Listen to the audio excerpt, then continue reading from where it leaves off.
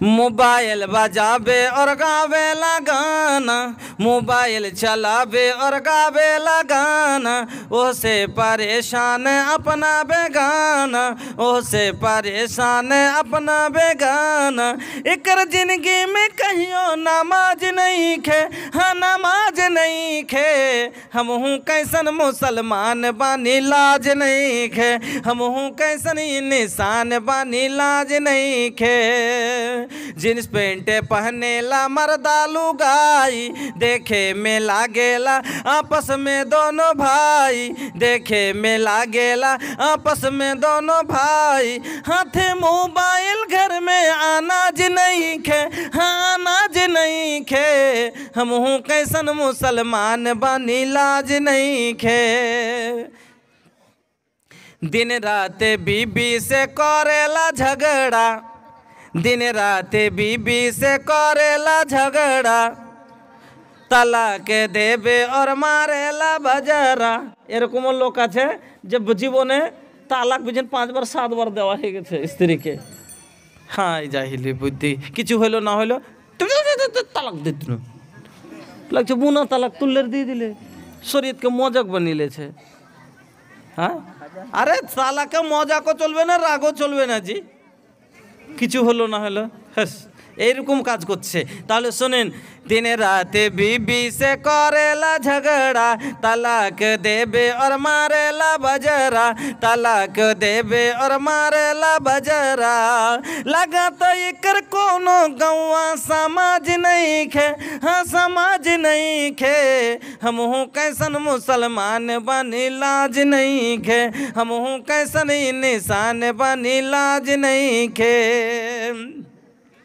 ली अब सुना बेनी बतिया पुरानी, ली अब सुना बेनी बतिया पुरानी।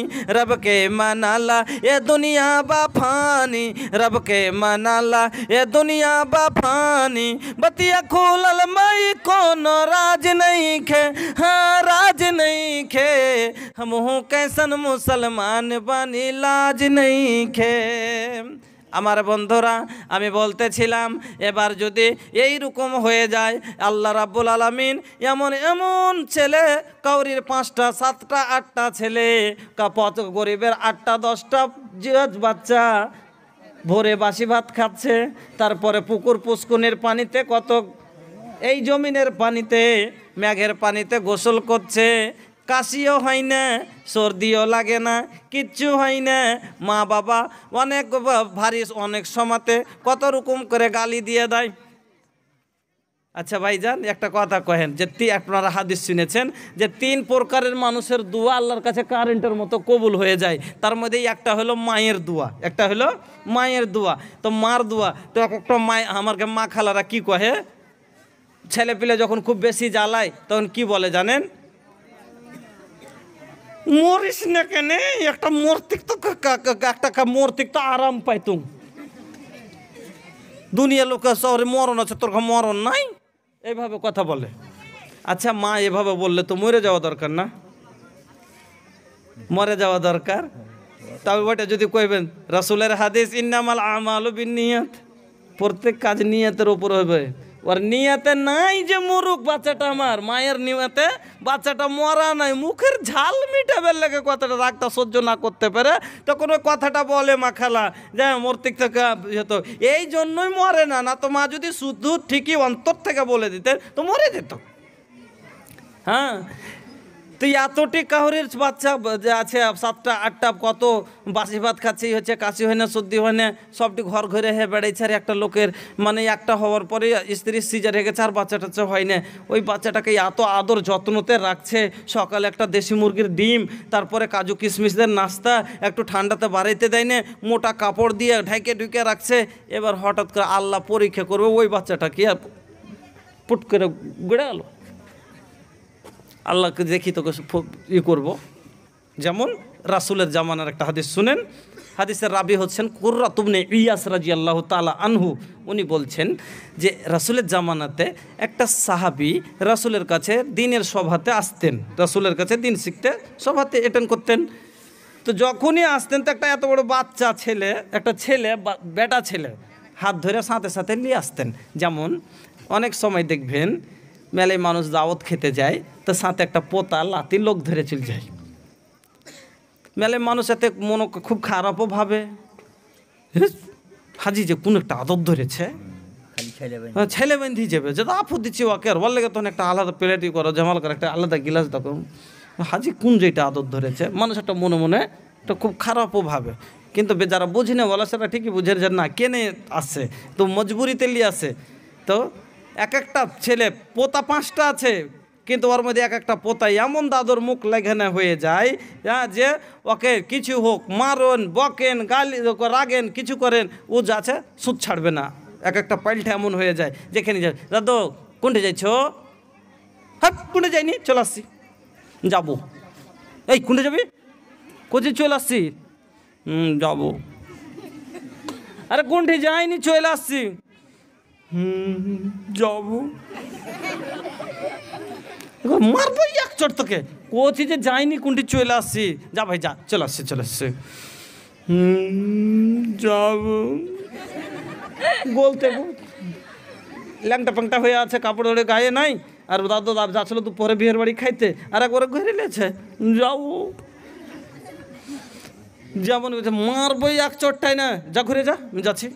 যখন মনে গেছে ধাড়াম করে গোল ধরে পড়ে লাটা করে পড়ে যেত,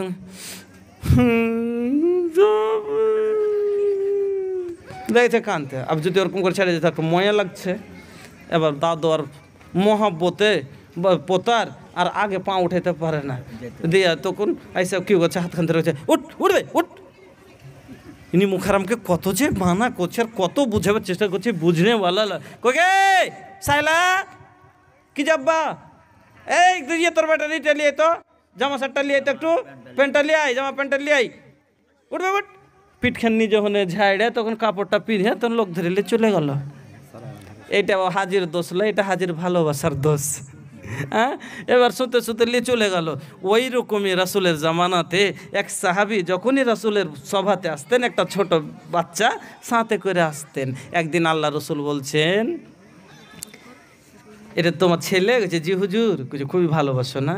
কইছে হুজুর কতখানি ভালোবাসি সেটা তো বলে বোঝাতে পারবো না, কিন্তু এটুকু বলতে পারি যে যেমন আমি ভালোবাসি আল্লাহ যেন আপনাকেও ভালোবাসেন। আল্লাহু আকবার। আল্লাহ যেন আপনাকেও ভালোবাসেন। এতক্ষণে বোঝা গেল যে অতখানি আমি ভালোবাসি। এবার কিছুদিন পরে দেখছে যে এই ছেলেটা ওই সাহাবী আর রাসূলের সভাতে আসে না। আল্লাহ রসুল বলছেন কি ব্যাপার সাহাবারা, ওই যে আমার সাহাবী আসতো ওই সাহাবীটা আর দেখতে কেন পাই না, কেন আসে না, আর সবাই কেন তাকে পাই না। এবার এক সাহাবী চট করে বলছেন ইয়া রাসূলুল্লাহি, নবী গো ওই যে সাহাবী আসতেন ওই সাহাবীর একটা বাচ্চা ছেলের সঙ্গে থাকতো, ওই বাচ্চাটা মারা গেছে, ওই বাচ্চাটা মারা গেছে তার জন্য আসে না। এবার আল্লাহ রসুল চলে গেলেন ওখানে, যাওয়ার পরে খবর নিলেন যে কি ব্যাপার তুমি কেন যাও না? কইছে হুজুর বাচ্চাটা আমার মারা গেছে আর মন আগেই না। আল্লাহ রসুল কইলে শোনো, আমা তহিব আল্লাহ তাতিয়া বাবা মিন আবু আবিল জান্নাতে ওয়াজাত্তাহু ইয়ান্তাজিরুকা, তুমি কি এটা ভালোবাসো না কি তোমার আগে ওই ছেলে যে তোমার জন্য জান্নাতের দরজা খুলে তোমার জন্য অপেক্ষা করে, যা জান্নাতে যাওয়ার জন্য তোমাকে নিয়ে যাওয়ার জন্য অপেক্ষা করুক, তুমি কি এটা ভালোবাসো না? এই হাদিস থেকে বোঝা গেল যদি আপনি সবুর করেছেন এরকম টাইমে, তাহলে কাল কিয়ামতের দিন আপনার আগে ওই বাচ্চা গিয়ে জান্নাতের দরজা খুলে আপনার অপেক্ষা করবে। তো ভাইজান আমার মা খালা, জীবনে অনেক রকমের আপনার উপরে আল্লাহর পরীক্ষা আসবে, আপনাকে অনেক ধার দিয়ে আজমাইশ করবেন। অনেক কথা ছিল এক এক করে বলতে সারা রাত বলতে হয়, যা হোক রাত বিশেষ লাভ করে লাভ নাই। আমার শ্রদ্ধেয় শেখ জনাব মৌলানা মনিরউদ্দিন সাহেব উনি আপনার সামনে উপস্থিত হয়ে গেছেন, বক্তা এনে রেখে বলাটা বেয়াদবি।